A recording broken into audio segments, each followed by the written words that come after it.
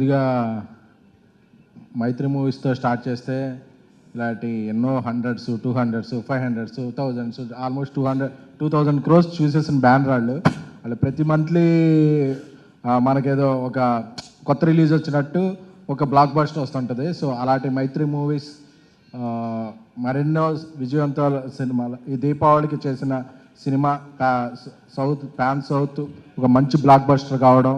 ఎందుకంటే రవి గారు, నవీన్ గారు, అనిల్ గారు, చెర్రీ గారు అందరూ అంటే వాళ్ళ విజన్ వేరు, వాళ్ళ ప్రొవిజన్ వేరు. ఎందుకంటే 2-3 సినిమాలు చేస్తుంటేనే మనకి రొటేషన్లో చాలా టెన్షన్ అవుతుంటుంది.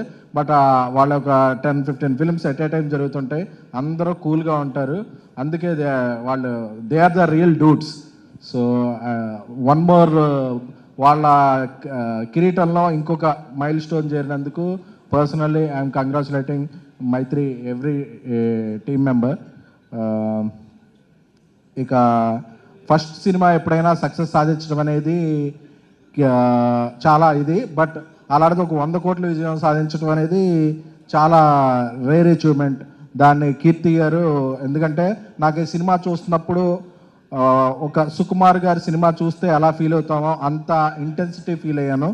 సో ఫస్ట్ సినిమాతోనే కీర్తి గారు ఇంత సక్సెస్ సాధించినందుకు ఆయనకి కూడా హార్ట్ఫుల్ కంగ్రాచులేషన్స్. అలాగే మమితా బైజు గారు, ఆవిడది ఒక lucky hand, leg, years, ice అన్నీ.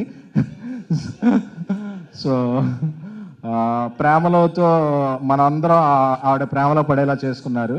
So you understand Telugu? Okay. లేకపోతే ఆవిడ పెట్టండి ఇక్కడ ట్రాన్స్లేటర్గా. సో